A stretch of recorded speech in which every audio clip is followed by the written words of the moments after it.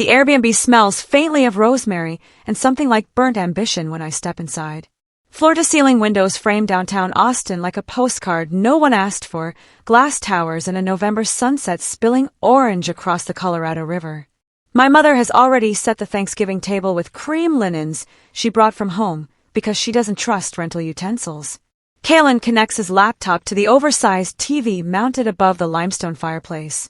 His hands shake. 30 years old and still wrestling with an HDMI cable like it's a technical threat.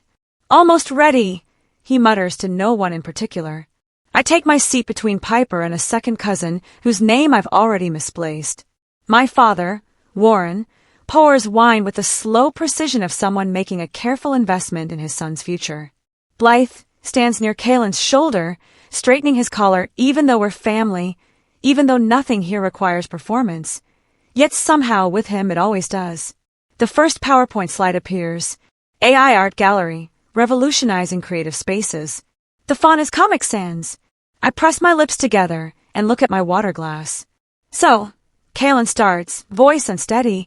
I've been developing this concept for 8 months now. 8 months, the same amount of time I spent closing the Riverside Plaza deal that brought my firm $4 million in management fees. He clicks to the next slide. It's a blurry screenshot of what might be AI-generated art, or possibly just random abstract images he pulled from Google. The intersection of technology and human creativity, he reads directly from the slide, represents an untapped market opportunity. Warren nods like Kalen just cited something profound. Blythe actually takes notes in a small pad she pulled from her purse. I cut into my turkey. It's dry. Initial investment needed, Kalen continues, moving to a slide filled with numbers in different colored fonts. $100,000. This covers the gallery lease, initial AI software licensing, and operational costs for the first 6 months. Piper shifts beside me. She's my cousin, my mother's sister's daughter, and the only person at this table who has ever asked about my real life. Sounds ambitious, Warren says, and I can already see him mentally reallocating funds. Probably the retirement mutual fund he claims not to touch. Kalen moves into projected revenue streams, built entirely on words like synergy and disruption. I count how many times he says, basically, 17. When he finally wraps up, Blythe wipes at her eyes. It's wonderful, sweetheart. So innovative. Sienna, Piper says, cutting through the growing compliments. Are you still in Chicago? I heard you got a huge promotion. The table falls silent. Even the second cousin lifts his gaze from his phone. I set down my fork carefully. Actually, I'm relocating to New York. Tribeca. I closed on a place last week. Oh, that's exciting, Piper says. Renting. No. I bought it. She smiles, genuine warm. That's incredible. What a solid investment. $2.5 million, I say evenly. Cash. Hudson River view. Warren's wine glass slips from his hand. The crystal hits the Italian marble with a loud crack, and red wine spreads across the cream tablecloth like a stain creeping outward, dripping onto the floor in heavy drops that seem to mark time. No one reacts. Kalen's face shifts rapidly, pale then flushed. His fork hits the table. $2.5 million? In Tribeca? Seriously, Sienna. Who did you have to sleep with for that? The words hang in the air. Sharp, offensive, and impossible to retract. Blythe is the first to react. Kalen. Honey. You're just overwhelmed because of your presentation. She reaches for his arm, but he pulls away, and Warren looks at me as if I've admitted to something criminal. Sienna. How could you not tell us about this? The question is so ridiculous it almost makes me laugh. Tell them. As if I owe them a financial breakdown. As if my achievements require their approval. Kalen stands so abruptly that his chair scrapes across the floor. This is typical. This is so typical. You always have to outshine me. Always. I watch the wine drip onto the floor, slow, steady. My heartbeat feels just as distant and mechanical. A memory surfaces. I'm 18 again. Kalen's birthday party at a downtown Chicago lounge, 200 of his closest friends, an open bar Warren paid $10,000 for. My birthday dinner 3 weeks later was at Olive Garden, just the 4 of us, while Blythe spent most of the evening planning Kalen's summer trip to Barcelona. He got a navy BMW 3 Series with leather seats and his name on the registration. I got a refurbished $300 Dell laptop. Warren handed it to me across the breadsticks and said, "You're practical, Sienna. You don't need anything flashy." Blythe repeated the same word my whole life. Strong. Sienna's the strong one. She handles everything. What they meant was, Sienna doesn't complain. Sienna doesn't ask. Sienna is easy to overlook. I fold my napkin carefully. When I speak, my voice is steady. I earned every cent I have through 80-hour work weeks and deals that actually closed. I look at Warren, then Blythe, then finally Kaylin. You got a BMW at 18. I got a $300 laptop. You received $8,000 for a so-called Barcelona emergency that was actually bottle service. You were given startup money for 3 failed businesses. You're a robot, Kaylin snaps. All you do is push numbers around. You don't create anything. You don't add anything meaningful to the world. Warren raises his hand. Sienna, that's enough. Apologize to your brother. The room tilts slightly. Or maybe I'm simply seeing everything clearly for the first time. Piper is completely still beside me. A forgotten cousin is recording on his phone. Blythe is crying, mascara streaking neatly down her cheeks. And Warren, my father, is staring at me like I'm the one who ruined something important. The wine continues to drip. Each drop sounds louder than the last. My new apartment smells like recycled air and expensive disappointment.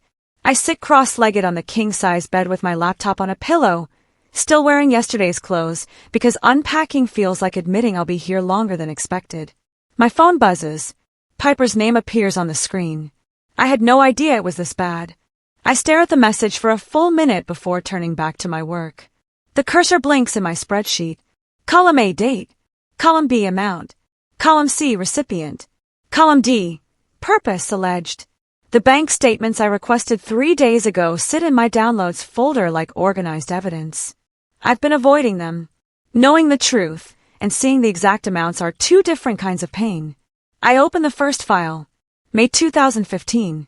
A wire transfer of $8,000 to Kaylin Edwards. Memo, Barcelona emergency. There was no emergency.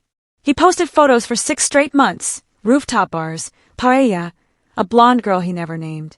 The only emergency was running out of money for bottle service.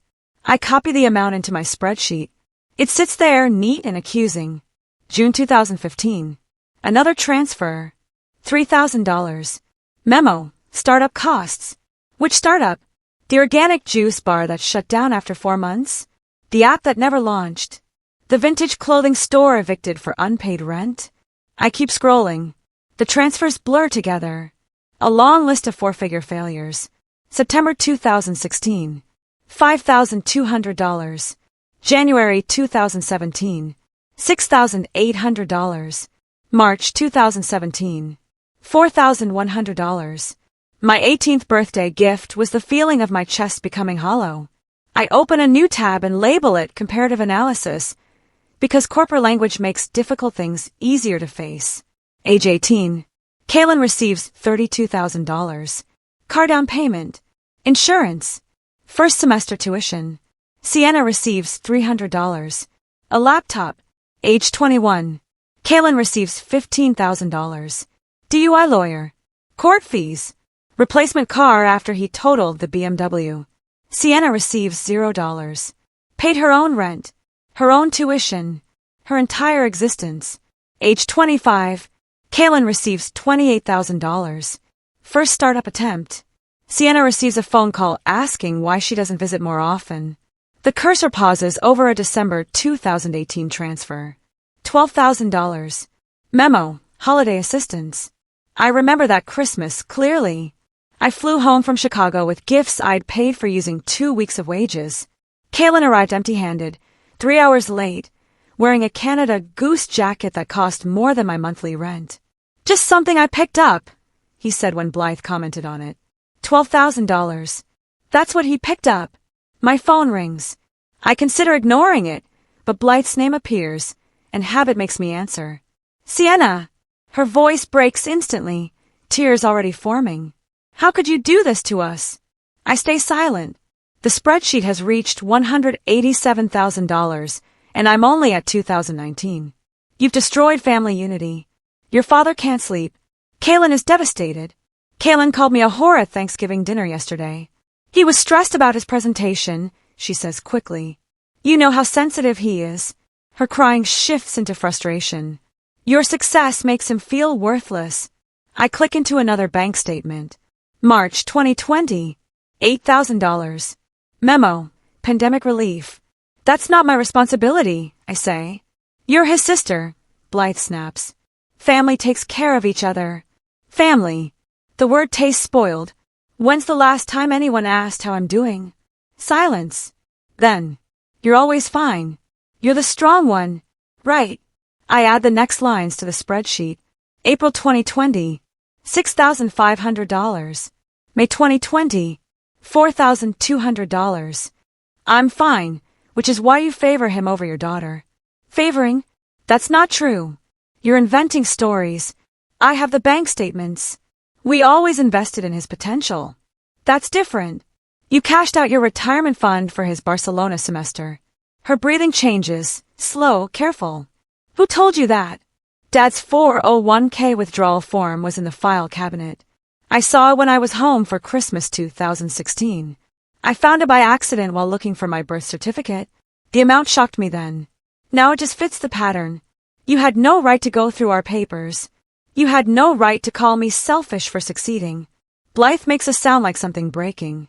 If you don't apologize to your brother, we're not coming to your housewarming. The threat lands strangely. She thinks it matters. But what I feel is relief. Okay, I say. Okay. That's all you have to say. Don't come then. I hang up before she can respond. My hands aren't shaking. That feels important somehow. The spreadsheet is finally complete. $437,000 transferred over 10 years. The number sits at the bottom of column B, highlighted in red by Excel's helpful auto-formatting. My phone buzzes again. Not Blythe this time, Warren. I let it go to voicemail. When the notification appears, I play it on speaker. Sienna, this is your father. His tone is formal, like he's addressing a colleague. Your mother is very upset. Kaylin is considering seeing a therapist because of your behavior. We believe you should apologize and offer him a position at your firm. He needs structure.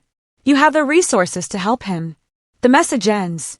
I save it into a folder labeled documentation. Then I search my email. The keyword is simple, Kaylin, Sienna. The results appear. 43 threads. I open the oldest. From Warren Edwards. Subject, Ray graduation gift. Date, May 2014. Sienna doesn't need a party. She's never been the type to celebrate. Let's put that money toward Kaylin's Europe trip instead. I graduated summa cum laude. Kaylin graduated 3 years later with a 2.1 GPA and a general studies degree earned after changing majors 5 times. I keep reading, email after email, 10 years of quiet dismissal. My accomplishments are reduced to single lines. Kaylin's failures are explained in long paragraphs filled with sympathy and plans. Subject, Sienna's promotion. Body, that's wonderful, honey. By the way, Kaylin needs $3,000 for his new business idea. Reba.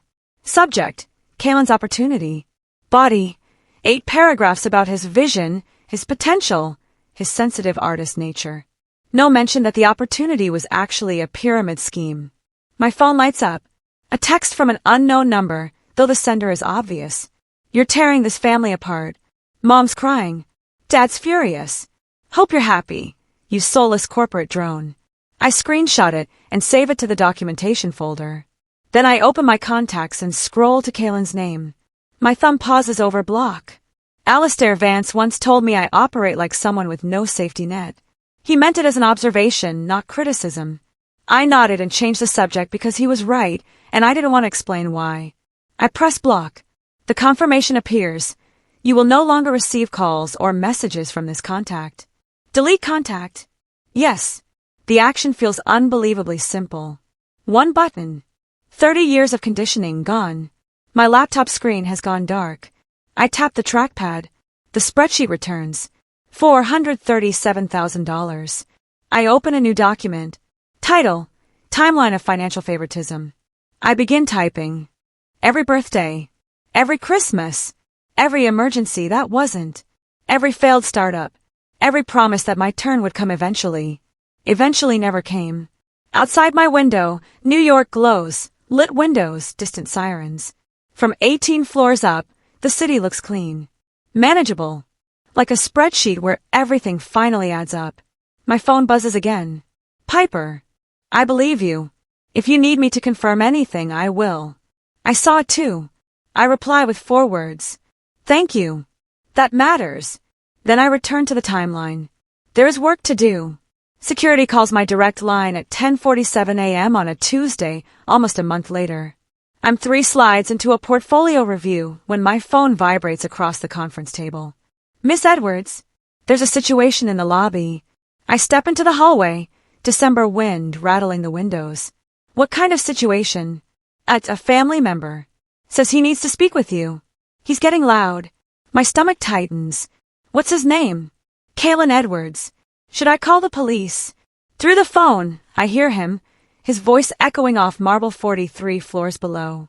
She owes me. That apartment should be mine. Give me 5 minutes. I tell security. If he's still there, yes, call them. I return to the conference room. Alistair is studying the skyline. Everything all right? My brother is in the lobby making a scene. He doesn't ask for details. He simply closes his laptop. Go. Handle it. By the time I reach the lobby, Kalen is pacing near reception, winter coat unbuttoned, face flushed. 3 security guards stand nearby. Sienna. He sees me. Finally. Tell them to let me up. You need to leave. Not until we talk about what you did. His voice cracks.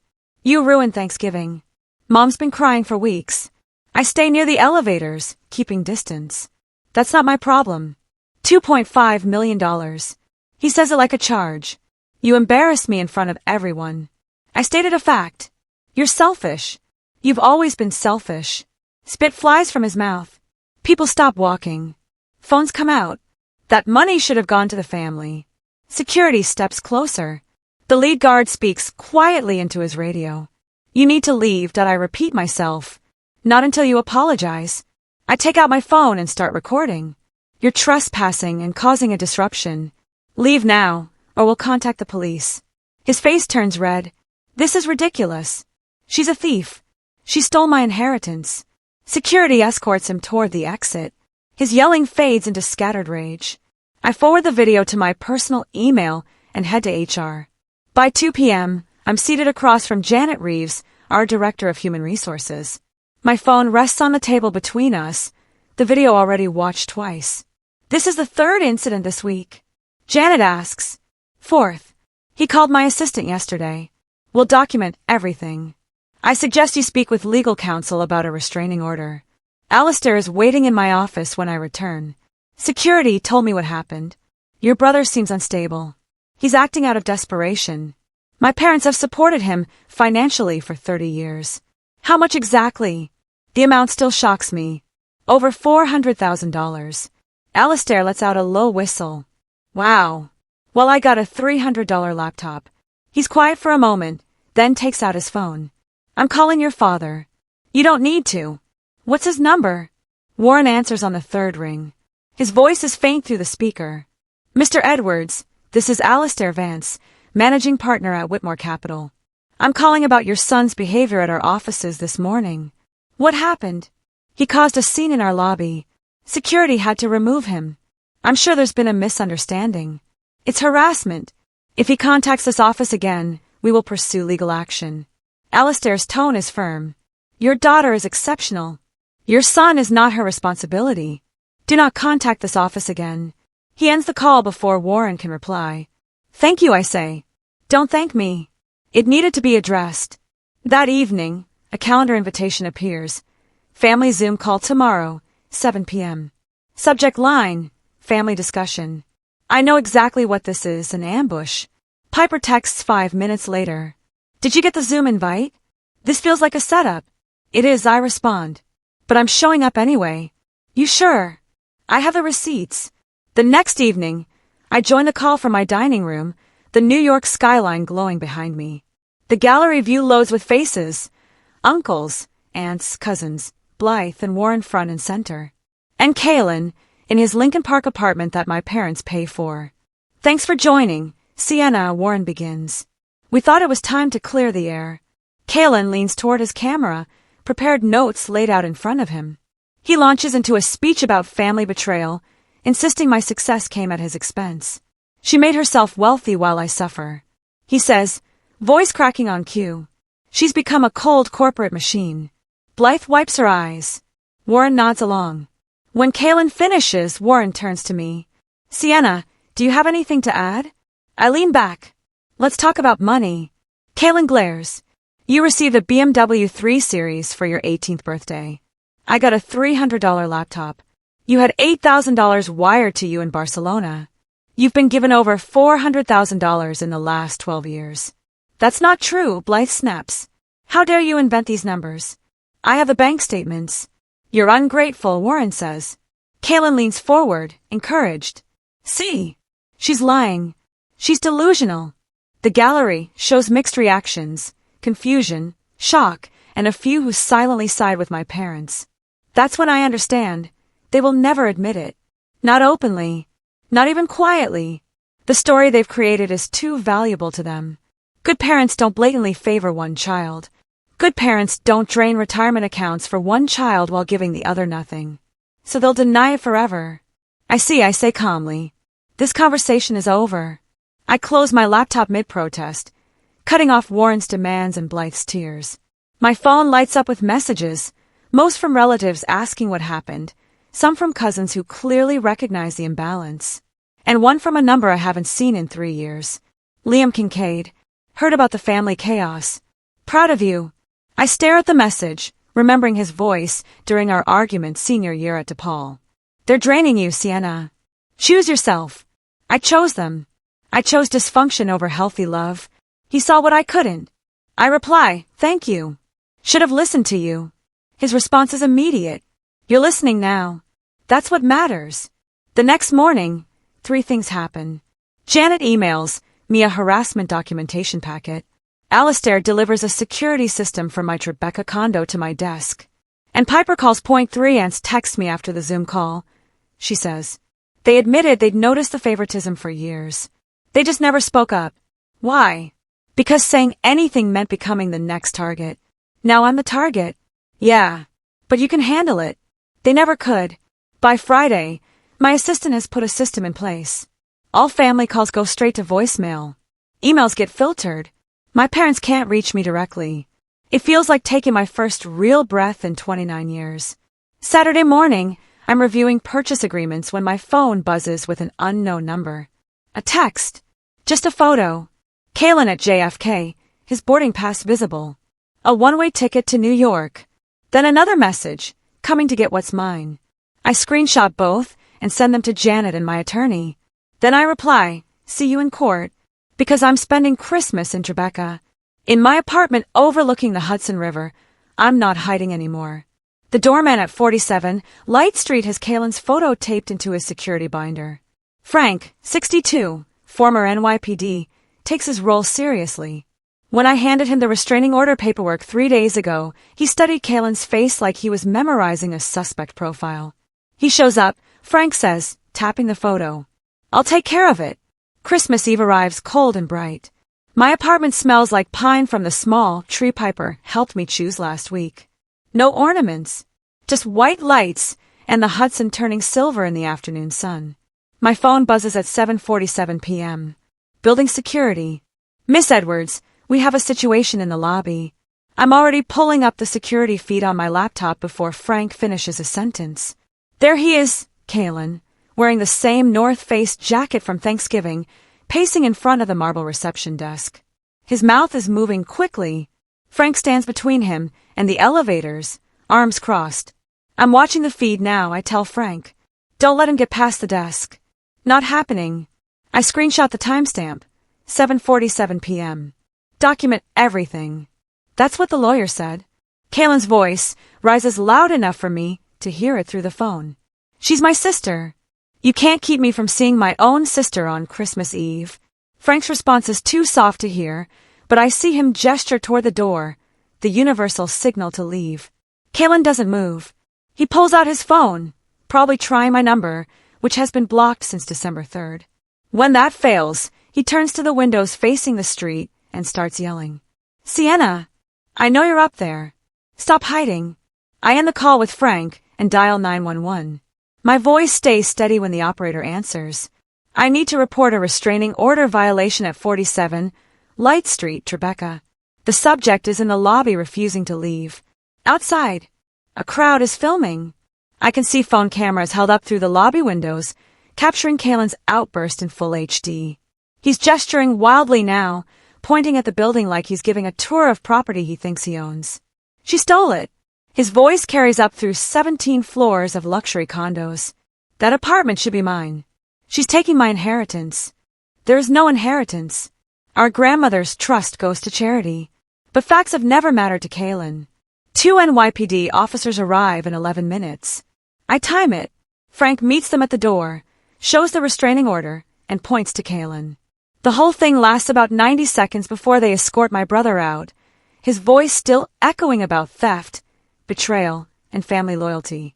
By 9 p.m., the video is on Twitter.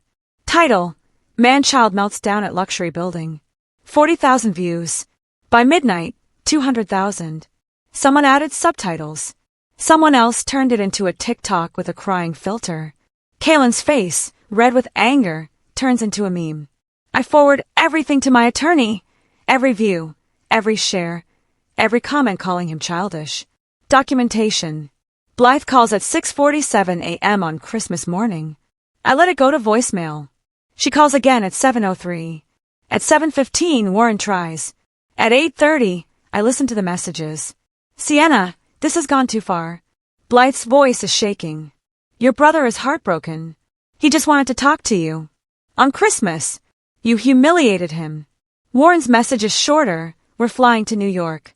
We need to resolve this as a family. I text my lawyer. Parents incoming. Office confrontation likely. She replies in 30 seconds. Will alert building security. HR on standby. They show up at my office the Tuesday after Christmas. I'm ready. So are building security, HR, and the corporate attorney Alistair arranged at 8 a.m. Warren and Blythe walk into the glass conference room like they own it. My mother's wearing her cream Talbot suit, the one she saves for parent-teacher meetings in church. Warren's in his insurance broker blazer, the one with a slight shine on the elbows. They didn't expect witnesses. Jennifer from HR sits to my left. Marcus, the corporate attorney, sits to my right. Building security waits outside the glass walls, visible and prepared. What is this? Blythe's composure cracks instantly. We came to talk to our daughter. You came to harass an employee at her workplace, Marcus says. His voice was sharp enough to cut steel. Miss Edwards had agreed to the meeting, with legal counsel present. I placed my phone on the table, recording light blinking. Legal in New York with notice, which Marcus had just confirmed. Sienna, please, Warren said, trying for a calm, fatherly tone. We just want to understand. Why are you doing this to Kalen? Tell me about the investment strategy. I spoke, my tone neutral, discussing market trends. $400,000 over 12 years. Walk me through the reasoning. Blythe glanced at Warren, shifting in his chair. We invested in Kalen because he needed help. Blythe admitted finally. You were always capable. You didn't need us. There it was. I tapped my phone screen, marking the timestamp. So my capability disqualified me from equal treatment. I said, statement, not question. Warren leaned forward. Your success was meant to support the family. That's what families do. The strong help the struggling. Marcus wrote something down. Jennifer's face remained neutral, though her fingers tightened around her pen. Can you repeat that? I asked Warren, seeking clarity. You were supposed to help your brother, Warren said, voice rising. You make millions. He struggles. Family means supporting each other. I stopped the recording, tapped it twice. Playback filled the room. Your success was supposed to support the family. Blythe's face went pale. Warren's mouth opened, then closed. That recording will be shared with our legal team, Marcus said, standing. This meeting is over. Any further contact with Miss Edwards will be considered harassment and met with immediate legal action. Security escorted them out. Blythe was crying. Warren argued with the guard about rights, family, and respect. The elevator doors closed on his protests. Jennifer touched my shoulder before leaving. "I have 3 brothers," she said quietly. "I understand." Back in my office, emails were already arriving. Piper had created a shared drive titled Family Documentation. Inside were folders, financial records, witness statements, social media evidence, Aunt Linda's contributions, photos from our 18th birthday, Kaylin's lounge party with the ice sculpture, my Olive Garden dinner, 4 people at a table meant for 8. Cousin Marcus had a video of Kaylin recounting his Barcelona trip, bragging about $8,000 in bottle service in one night. 3 more cousins submitted written statements, all beginning the same way. I witnessed preferential treatment. Alistair emailed at noon. "Corporate counsel is yours for as long as you need. Nobody threatens my directors." The investment firm posted on LinkedIn that afternoon. "We stand behind our managing director and her exemplary professional record." By the week's end, Kaylin's AI art gallery investors demanded refunds. His Instagram rants about family betrayal were captured by my legal team. His threats to expose family secrets were documented, time-stamped, and forwarded. Warren's insurance firm received an anonymous complaint about his son's public conduct. Nothing actionable, but enough to raise questions. The parents' retirement fund, already drained by Kaylin's ventures, hit zero. Reality arrived in the form of a Lake Forest mortgage payment they couldn't cover. On New Year's Eve, the extended family group chat exploded. Someone leaked the $437,000 figure. Aunt Patricia demanded an explanation. Uncle Robert questioned if his mother's estate had been accessed. The grandmother's estate attorney scheduled an emergency review. The postponed family Christmas dinner was canceled entirely. Blythe's email cited conflict. Nobody responded. I spent New Year's in my apartment, 17 floors above the city. Piper was there. Alistair and his wife brought champagne. Jennifer from HR visited with her partner. My chosen family, gathered by choice, not blood. At midnight, the fireworks over the Hudson turned my windows gold and silver. My phone buzzed. Unknown number. The preview read, "You destroyed everything." I delete it without reading further. Pour another glass of champagne. Toast to the family I've built for myself. Outside, the city is alive with celebration. Inside, I finally feel free. The lawsuit arrives by courier at my Tribeca building on a Tuesday morning in February. The doorman hands me a manila envelope with an apologetic look, as if he knows its contents might ruin my morning. Kaylin Edwards versus Sienna Edwards. Infliction of emotional distress. Demand, $500,000. I read the complaint standing in the marble lobby, still in my running shoes, my breath fogging the floor-to-ceiling windows overlooking the Hudson. The claims are astonishingly delusional. I sabotaged his creative potential. I systematically undermined his confidence. I manipulated family resources to ensure his failure. My phone buzzes. Alistair's name flashes. "You've seen it," he says. "Reading it now. It's ridiculous. Frivolous doesn't even cover it." His voice carries the controlled fury of a man who spent decades watching entitled people misuse the legal system. They found some contingency lawyer who thinks they can squeeze a settlement out of you. I turn to page 4. There it is, the claim about my grandfather's trust. They allege I influenced the estate to cut Kaylin out of an inheritance he supposedly deserved. My grandfather left me $50,000 for graduate school. Kaylin received nothing because he never visited during the 18 months my grandfather spent in hospice care. They want forensic accounting. Full disclosure of all your assets. I tell Alistair. "Of course," he says. "It's a fishing expedition." Papers shuffle on his end. They also threaten to go public with unspecified family secrets unless I settle for $250,000. I walk to the window. A ferry crosses the river below, small and determined against the current. Let them go public, I say. 3 weeks later, discovery begins. My legal team is led by Patricia Morrison, a litigator famous for dismantling fraudulent personal injury claims. Her silver hair is sharp as a blade, and her eyes could calculate net worth from across a courtroom. "This will get ugly," she warns in our first Midtown office meeting. "They've listed your parents as character witnesses, claiming a pattern of emotional abuse dating back to childhood." "Good," I reply, sliding a thumb drive across the table. I have documentation going back just as far. She plugs it in. Her expression remains neutral as she scrolls, but her fingers pause slightly at the spreadsheet. Not including the $4,000 I spent on his DUI lawyer when he wrapped my Honda Civic around a telephone pole sophomore year? Yes, I say, with my summer savings.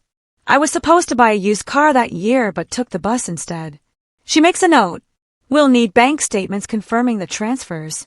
I have 10 years of statements. Every birthday check, every emergency wire, every failed business funded. I meet her gaze, and I have texts where my mother admitted they did it because I didn't need help. Discovery uncovers details even I didn't know. Deposition transcripts arrive in March. Thick binders that Patricia guides me through as sleet lashes the windows. Warren's testimony, page 47, we viewed Sienna as our retirement plan. She was always going to succeed. Kaylin needed more support. Blythe, page 62. Birthday parties were different because Kaylin is more social. Sienna preferred quieter celebrations. The lies are so polished they nearly convince themselves. Then page 93, where Patricia asks Blythe about the BMW versus the laptop. Well, yes, there was a disparity. But Sienna never complained. Did you ask if she minded? A long pause, 14 seconds, recorded by the court reporter. No. Kaylin's deposition is a study in unforced error. Patricia barely needs to push. He unravels like a sweater pulled at one thread. Name one business venture that generated revenue, she asks. The art gallery concept was solid. The market just wasn't ready. Did you lease gallery space? I was in the planning phase. For how long? 8 months. What did you do during that time? Market research. Competitive analysis. Can you provide documentation? Silence. It was mostly conceptual. Patricia lays out his social media posts in a neat timeline across the table. December tweets calling me a corporate sociopath. January Instagram posts venting about family betrayal. By February, a post compares me to Scrooge. Somehow, both the Dickens reference and the basic story are wrong. Did you write these? Patricia asks. I was emotional. She had just embarrassed us at Thanksgiving by buying real estate with her own money. His lawyer objects. The damage, however, is done. Every word is now part of the court record, permanent. The trial is scheduled for late March at Manhattan Supreme Court. The building smells of old wood and older grudges. Inside, mahogany panels and marble floors lead to columns rising toward vaulted ceilings. Sharp spring light streams through tall windows. I wear charcoal gray. Kaylin wears a suit that doesn't fit. The jacket strains at the shoulders, and the pants puddle over shoes he likely borrowed. Patricia delivers her opening statement with precision. A PowerPoint displays financial data I compiled in a Chicago hotel room, now presented as exhibits A through M. Every transfer is documented. Every discrepancy is quantified. A photo comparing a BMW to a laptop becomes evidence, blown up to poster size. The judge studies it, glasses sliding down his nose. Same parents, same birthday, 3 weeks apart.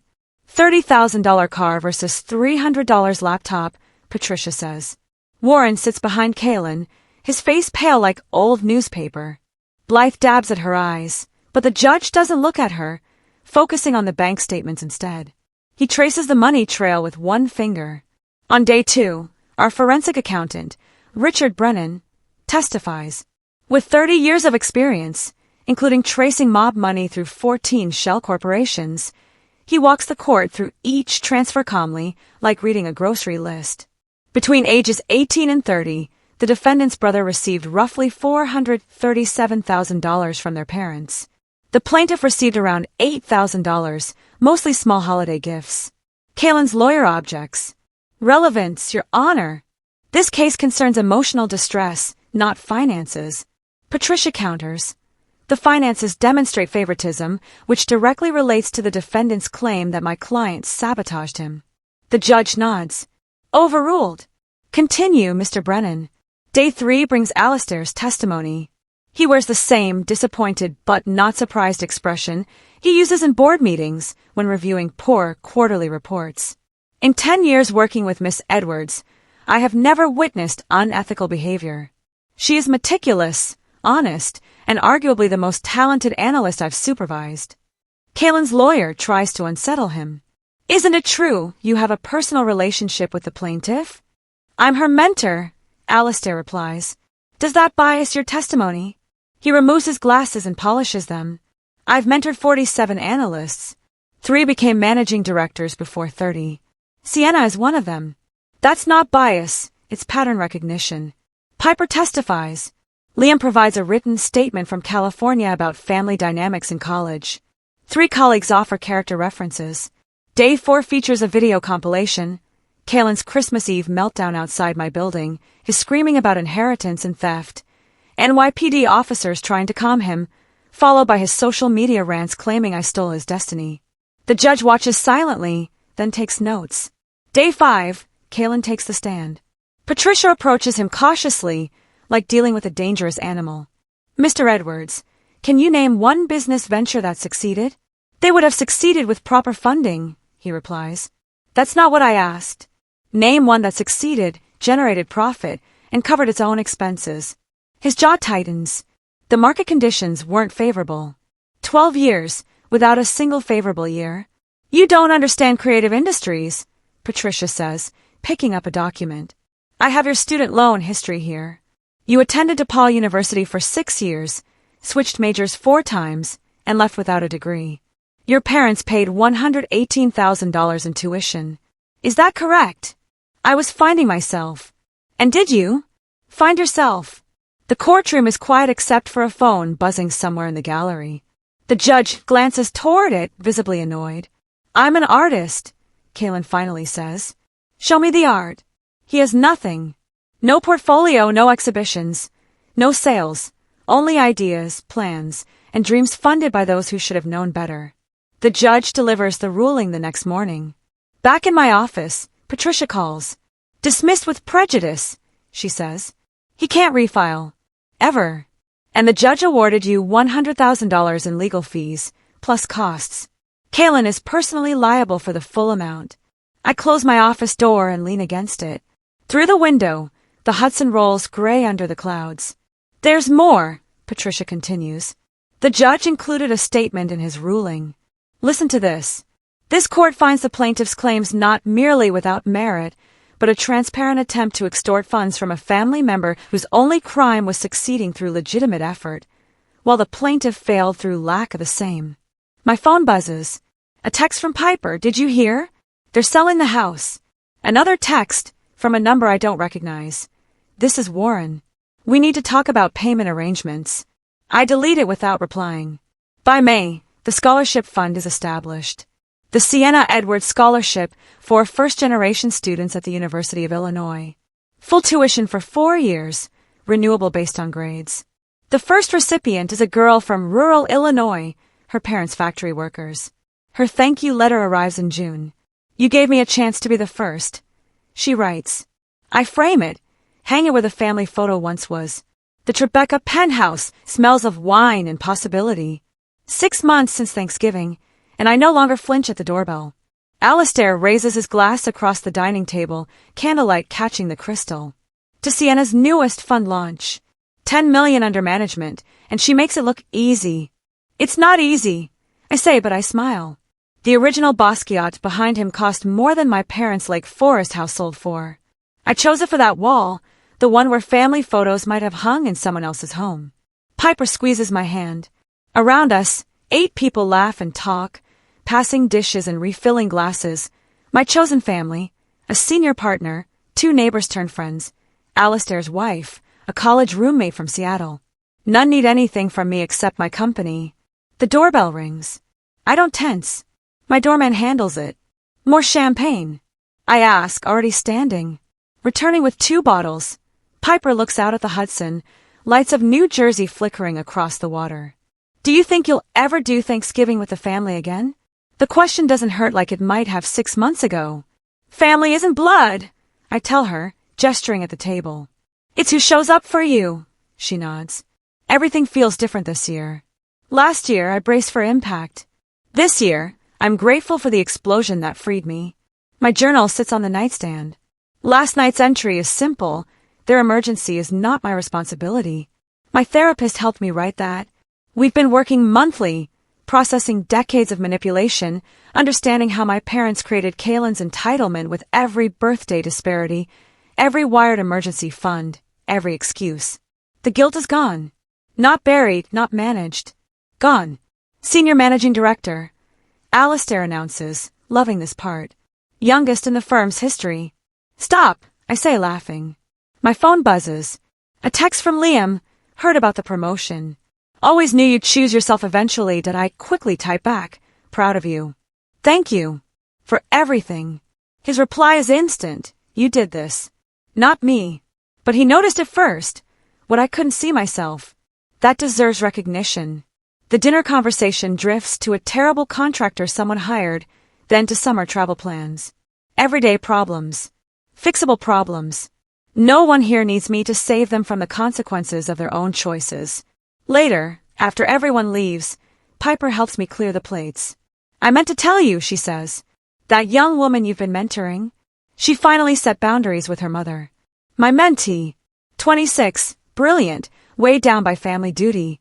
I shared my story with her at a women's leadership conference in March, showed her the spreadsheet, explained how documentation became freedom. Good for her, I say sincerely. The UIUC Scholarship Fund now supports 5 students. The legal settlement from Kaylin created opportunities he never built for himself. My legacy isn't measured by money, it's the pattern I broke. My laptop shows an unread email from Warren. I don't open it. I drag it to the trash and empty the folder. Yesterday, a birthday card arrived with a Lake Forest postmark, Blythe's handwriting. I returned it to the doorman marked Return to Sender. Last week, someone tried sending DoorDash breakfast with the name Kaylin. My doorman, steadfast, refused it. Their story is no longer my concern. I pour the last of the champagne and step onto the terrace. Manhattan stretches beneath me. 8 million people, each living their own complicated lives. The November air is crisp, but I stay outside. My phone buzzes, unknown number. The preview reads, You destroyed us. I don't read it fully. My thumb hesitates briefly, then deletes it. The truth settles in my chest. Warm, complete. I didn't destroy them. I simply stopped letting them destroy me. I raise my glass to the skyline, to the life I built, brick by brick, while they expected me to fall. To the family we choose, I toast to the night. The champagne tastes like freedom.